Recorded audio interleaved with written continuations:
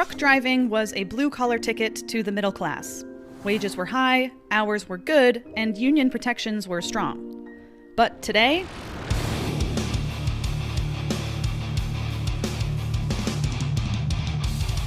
trucking is an industry plagued by low wages, long hours, and few protections for the drivers who managed to stick around for more than a few years. How it got this way is a long story. I had to interview this trucker-turned-professor twice to understand it. The golden age of trucking began here. Before this, trucking was a new-ish industry with very little oversight and a huge supply of people willing to work for rock-bottom wages. So, in 1935, Congress passed the Motor Carrier Act. This law enacted regulations to make trucking safer and fairer for drivers. Truckers, this act kicked off the best half-century ever. Some 50% were represented by a union, most notably the powerful Teamsters. According to government data, the average unionized trucker in 1968 worked 40 hours a week for $3.78 an hour. That's $32 in today's money. But the good times didn't last. This is the moment when everything changed. In the decades since, trucking has deteriorated into what it is today. Low wages and harsh schedules make it difficult to attract and retain good drivers, which leads to a lot of turnover. Who is responsible for undermining one of the best blue-collar jobs of the 20th century? We are chopping down the thicket of unnecessary federal regulations. So President Carter targeted trucking. The theory was that a more efficient trucking industry would both consume less fuel and lower the cost of transporting consumer goods around the country. Then, those cost savings would theoretically ripple outward to the rest of the economy. What Carter came up with was the Motor Carrier Act of 1980. And that's when changes started to happen real fast.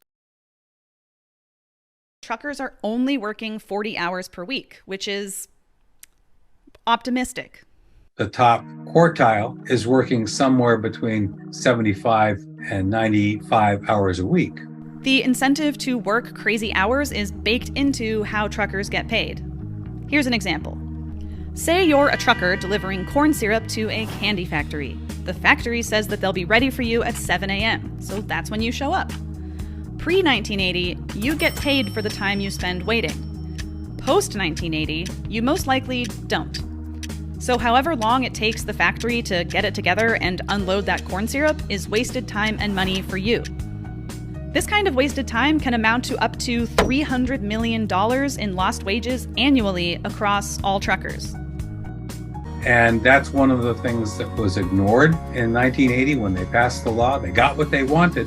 They reduced the costs, but they didn't think about the costs in terms of safety and health, which have really gone down the drain. It's also issues like these that fuel the persistent driver shortage, which, by the way, Mr. Truck here says is a myth.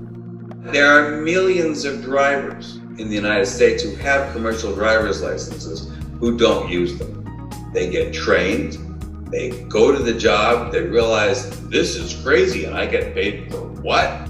So they walk away. Luckily, for as complicated as this whole story is, Mr. Truck here has a pretty simple solution. I want one thing to get remembered. Pay people for all their time. It's not that hard, it seems to me. So pay people for all their time, we'll get more efficiency, more safety, more health, and close the gap of the mythical truck driver shortage.